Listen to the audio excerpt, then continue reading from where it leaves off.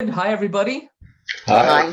We are deep into, last week we focused on the prodigious talent of Mendelssohn, and in this second of three shows, we are right smack dab in his mature period, and you can hear the wondrous compositions. And I labeled the show "The Storm Brews." These were all cast in minor, very sort of dark and passionate works. These two works. Two of his most, I hate to say popular, but well-loved chamber works, the E minor quartet and the D minor trio. But I wanted to kick off the show and talking about his connection with Bach. I had alluded in the first show to his, exposing Bach, and I wanted to just dive a little deeper into that. About his very famous performance of the St. Matthew Passion. So, as I had said, Zelter, who ran, sorry, Derek, Gary. before you get to Bach, can I just ask a question about the string quartet Sure. that was played, the second movement, the scherzo? Yes. Um, Now, as far as I know, string players don't double tongue, but how do they get that effect? That stutter effect with Quick bouncing wrists. the bow? Quick wrists. Quick wrists. Like, Yeah, I mean, this is, we talk about the quality of Mendelssohn Scherzi and these fleeting pieces. I was going to go into it a little bit tonight, but I decided to gloss over it. But now you're giving me the entry point about his playing. We talked about on the show. I talked about his piano playing, and he was, it was interesting in my research. There weren't a lot of reviews of his recital tours and everything, but got all of these accolades from different musicians. But one thing that they said, Berlioz and Clara to a lesser degree, is that Mendelssohn, when he performed, and they said especially Beethoven, performed very fast tempi. He was always on the edge in his tempi, and Berlioz thought too fast, and then Clara thought it was fast but within taste of the composer. And I found that kind of fascinating because, his music, the fast movements aren't just marked allegro or allegro vivace. They're presto, prestissimo. And these scherzi are the same way. They're marked just fleetingly fast. And it's just, what I'm asking is actually not the tempo, but that effect that he gets with is it bouncing the bow? I guess David would know. It's a cellist, but that it's like a horn player. Yeah. Yeah, that scherzo. Yeah. How do they do that? Practice. Yeah, Derek, like you said, quick wrists. David could agree, right? I mean, you just have to be like quick, but also just like loose. You're really getting in those bow strokes really, really quickly. Okay, just bouncing the bow very quickly. Bouncing it, and the three are generally going in one direction. And it's an amazing effect. Yeah, there are different techniques about the. I think what Byron's talking about, the bowing is really the greatest art of string playing. I mean, you've got to get the left hand and the intonation, but the bow is what creates the sound and the music and the magic. Yeah, this was a technique, and it wasn't used here, obviously, but the up-bow spiccato. This was a very famous at Juilliard. Dorothy DeLay, the great teacher at Juilliard, he taught Berkman and Zuckerman and everything, and it's playing quick notes as you're going up, up-bow spiccato, and all the virtuosi, showing off their up-bow spiccato technique, and that's similarly. But this was wrist. It's all wrist and bounce. Okay. Yeah. Yeah.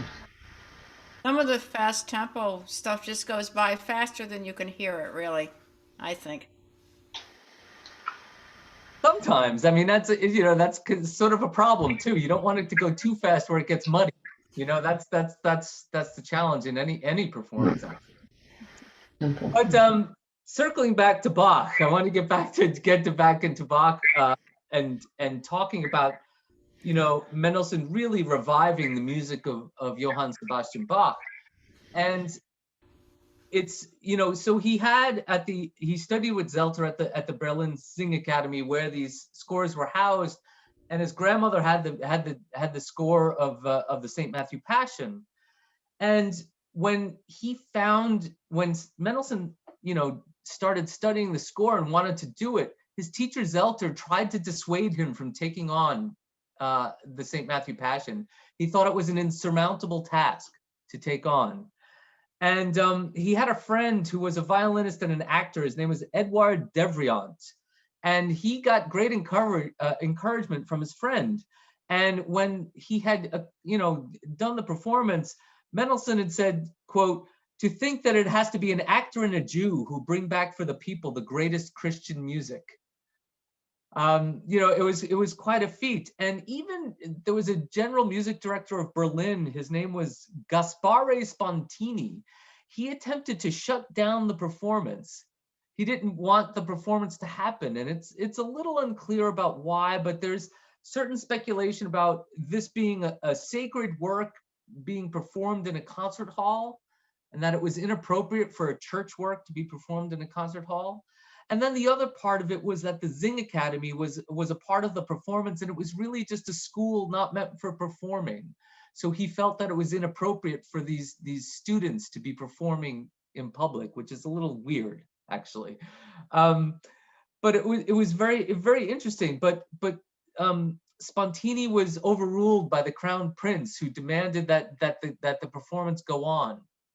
And again, the performance was very successful. The score was transcribed and parts were made by Mendelssohn. And the actual score that Mendelssohn conducted from is housed at Oxford University still, with all of Mendelssohn's markings, which I thought was very cool. But, in these days of performance practice that we're all obsessed with, this wasn't an authentic performance, because Mendelssohn eliminated a number of the arias and the recitatives and the chorales from the work, and he substituted instruments. The score calls for oboe d'amore, oboes da caccia, and basso continuo, and he substituted clarinets, basset horns, and forte piano for those parts. So it wasn't strictly by the book, Bach, and the whole work as its entity. So he cut those works, but it was such a huge success that the Crown Prince demanded, frankly, that the piece be repeated, a performance be repeated in celebration of Bach's birthday a few weeks after that. And then, to bring more attention to Bach. And after that, then the prince said he wanted a third performance a month later of the piece.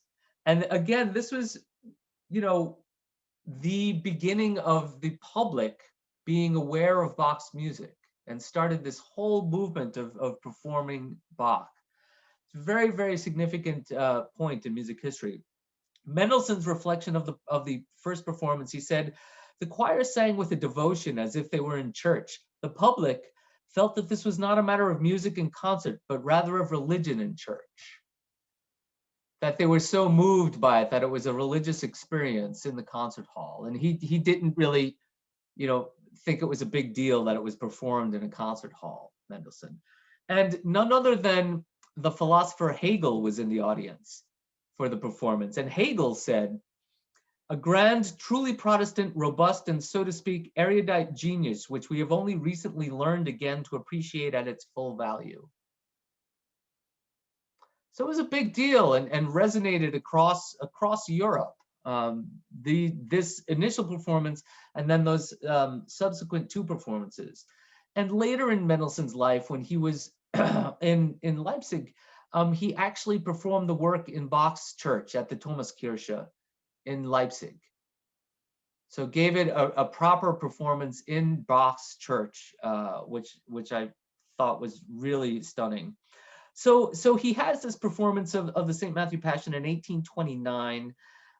He goes to Dusseldorf, has a brief stint there for 2 years as a music director in Dusseldorf. And then he gets this gig with the Leipzig Gewandhaus Orchestra in 1835. And I thought it was charming that I included in this show the that the fact that for the first 35 years of the Leipzig Gewandhaus Orchestra, they performed in a tavern. I thought that was rather cool. You know, there's this eminent European orchestra to this day, like they had their beginnings at a bar. I mean, it's kind of funny. And shortly thereafter, in 1837, he marries Cécile Jean Renaud, who is the daughter of a French clergyman. And then shortly after the wedding, he writes these 3 quartets of Opus 44. And, you know, this quartet, this is the middle of the 3 quartets. Of the 3 quartets, this is probably the one that's performed the most. The first of the set being probably the second most performed. The third, not so much. The third is not done very often. I don't believe that I've heard a live performance of the third of Opus 44, number 3 in E flat major. So it's very interesting how these things shake out. But you know, and as we started out the show, I mean, this is such darkly passionate, this very deeply minor piece. And what do you think about the Doric Quartet's performance of it? Good? Shaking, yes, great performance, thumbs up. And you get this, you know, and we were talking about just, you know, Gary talking about the quickness and the double tonguing. Here is one of those Mendelssohn scherzi, completely fleeting and just sparkly and just effervescent, this scherzo. It's stunning, but it's very interesting to, you know, this is a piece written after he just got married, and it's really dark, actually.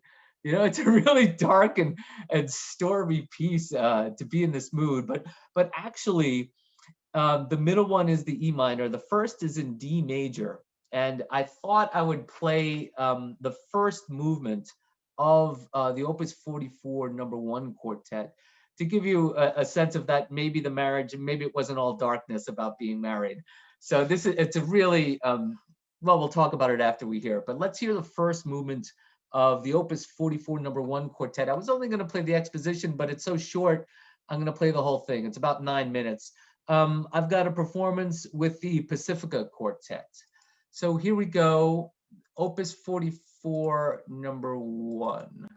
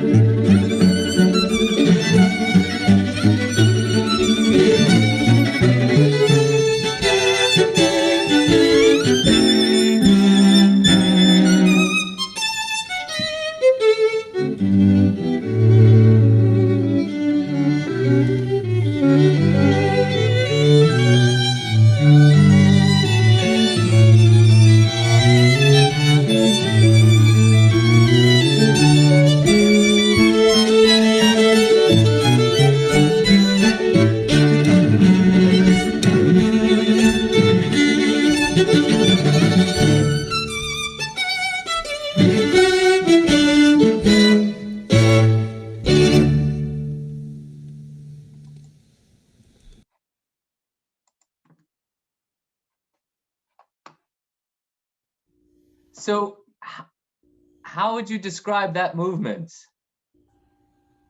Exuberant. Exuberant.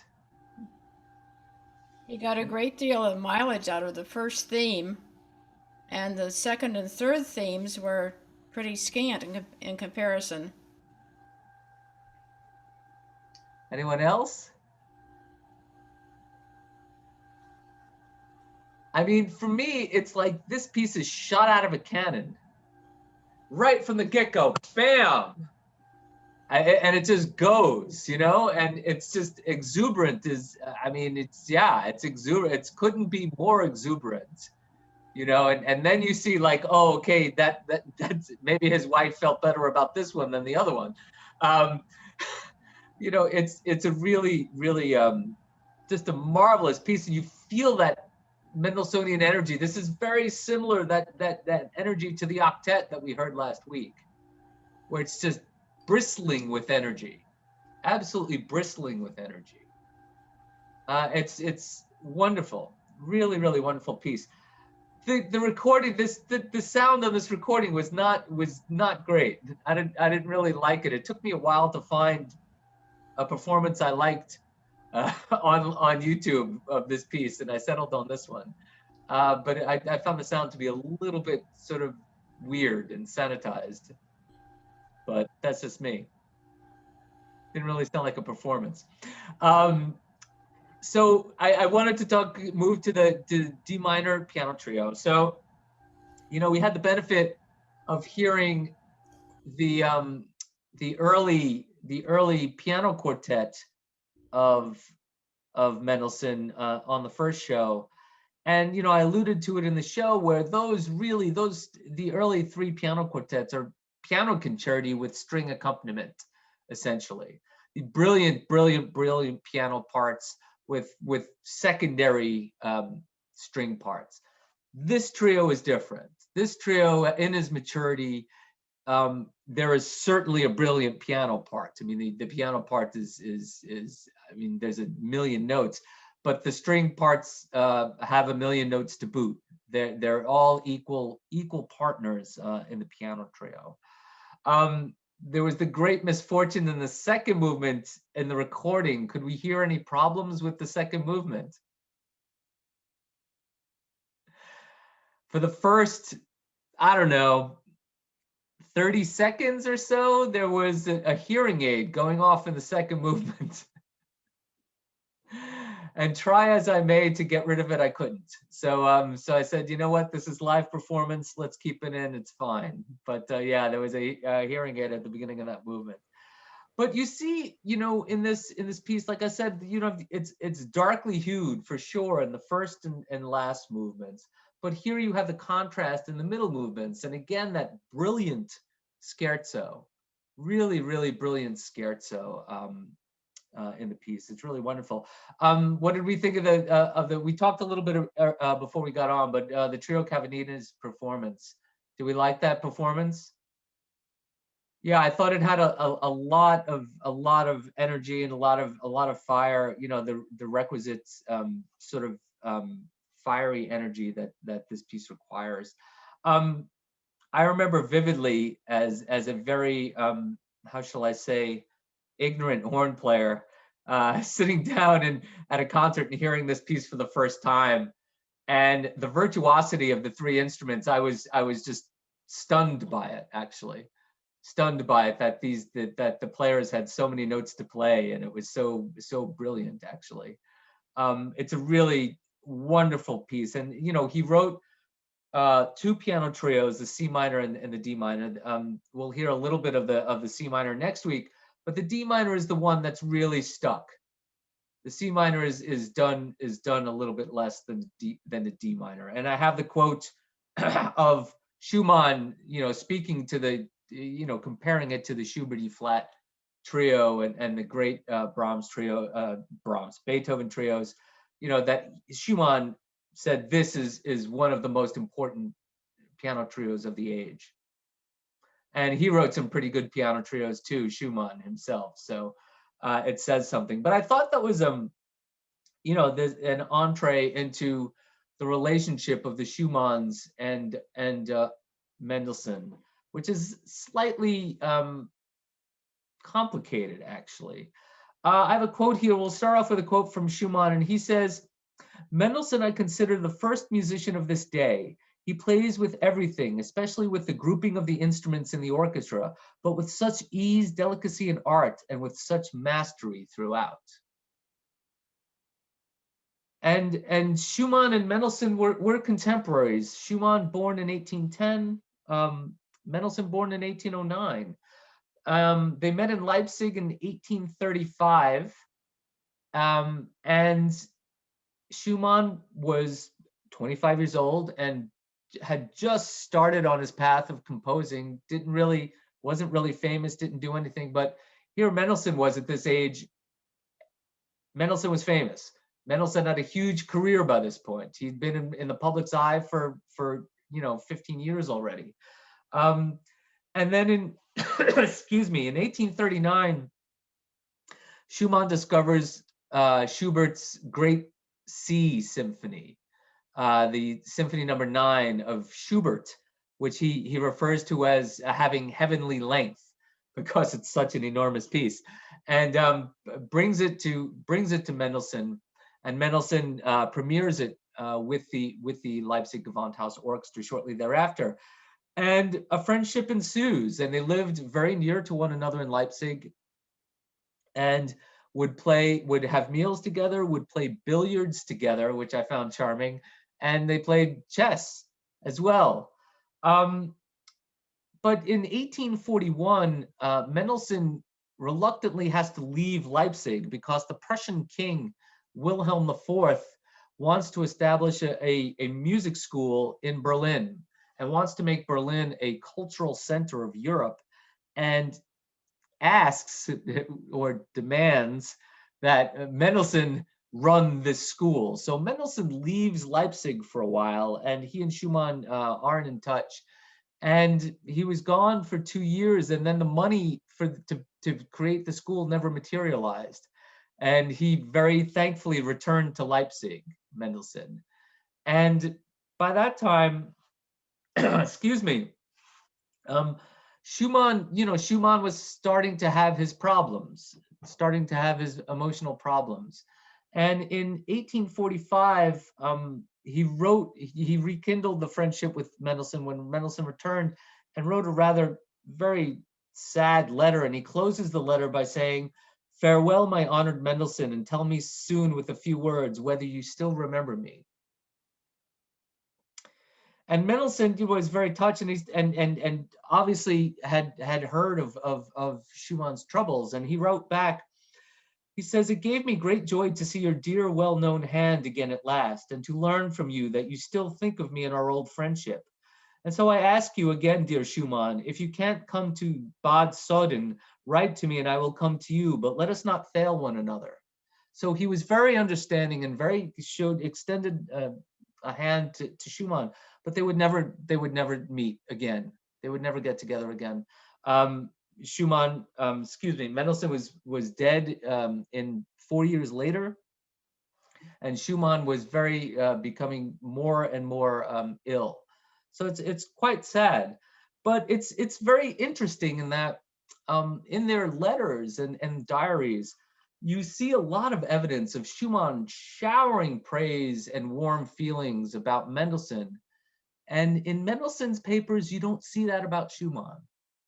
He's barely there in Mendelssohn's papers. And actually, after Mendelssohn passes away, his friends Ferdinand Hiller and the pianist Ignaz Moscheles were very surprised not to see Schumann's name show up at all in Mendelssohn's papers. It's very, very interesting. And there's some speculation as to a difference of class, that here is Mendelssohn coming from this very affluent background and being a gregarious, well-traveled musician, and Schumann being the sort of, quirky, shy, very middle class composer. So there's a little bit of like Mendelssohn keeping Schumann at arm's length. It was very interesting. And I found it especially interesting that people closest to Mendelssohn after he passes, you know, are shocked that Schumann does not appear in his letters more. It's very interesting, very, very complicated relationship. But I wanted to close tonight by, you know, we mentioned, I was going to play Fingal's Cave tonight, and it's a little long. It's about 10 minutes long, and if you don't know the overture to Fingal's Cave, it's a wonderful, wonderful piece, and you should definitely check it out. But we did mention last week the Reformation Symphony, Mendelssohn's Fifth Symphony, and this is his last symphony, and it was written in 1830, which I found interesting. You know, he had another 19 years to live, and he did not write another symphony. And he wrote this symphony on the 300th anniversary of the Augsburg Confession, which is basically the beginning of the Protestant Reformation. And it's called the Reformation Symphony. Does anybody know why it's called the Reformation Symphony? In the last movement, he uses ist unser Gott. Yes, exactly. Thank you, Gary. Sorry, I have to get a drink of water. He uses Ein fester Berg, a very famous Luther hymn, as he begins the movement with it, quoting it note for note, and then develops it and goes into fugal writing in the final movement of this chorale, of this Luther chorale. And of course, you know, he did this purposefully to coincide with the anniversary of the Augsburg Confession. But I thought we should hear the scherzo from this symphony. And I want to talk afterwards about what you can tell me. You know, we've heard a lot of scherzi of Mendelssohn, and let's listen to this particular scherzo. And I want you to tell me what you think about this one in relation to the others. I have a performance here of the Radio Frankfurt Orchestra and a young conductor who I am not aware of, Jeremy Rohrer. Okay, so this is the Reformation Symphony of Mendelssohn. Here we go, the scherzo.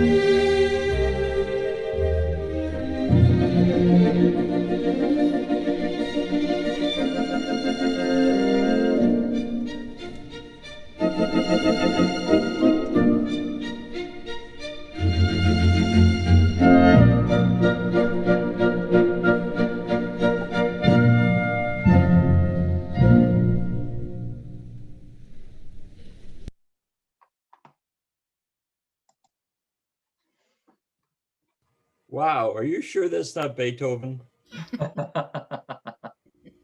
It's my God, it's just, he stole it. I never thought of it before until I heard this performance. Yeah. Now you're on. Yeah, I mean, it's not typical.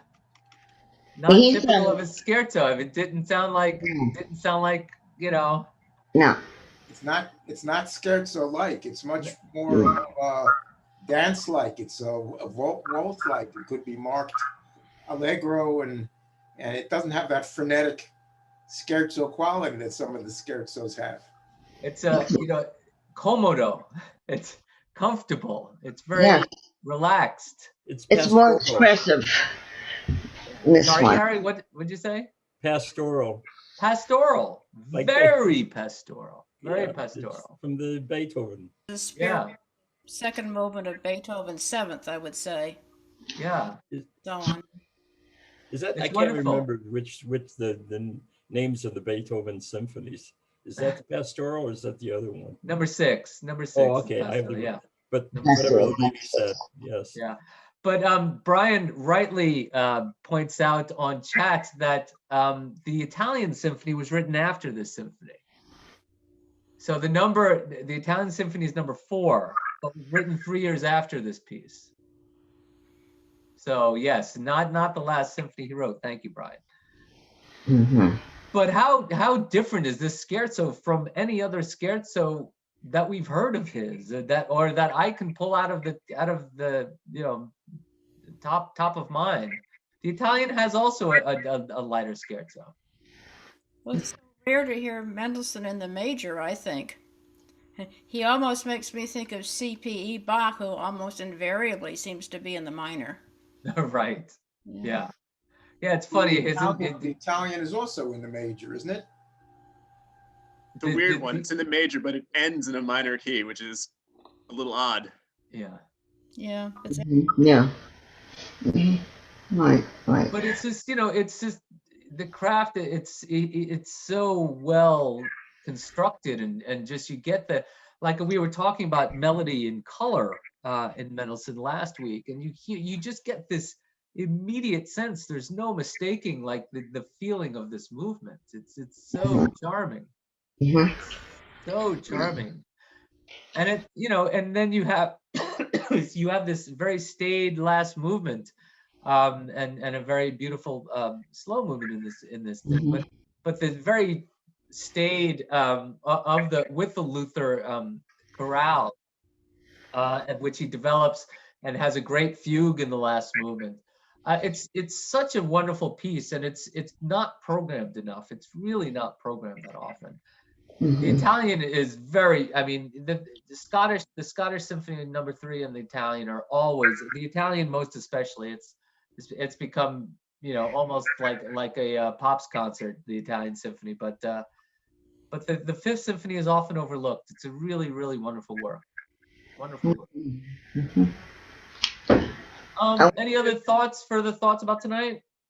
I just wonder if everyone enjoyed the conductor as much as I did. I thought he was great. I love that hall. Loved it. I have family that live near Frankfurt, and they go hear that orchestra all the time. It's a wonderful, yeah. They sound great.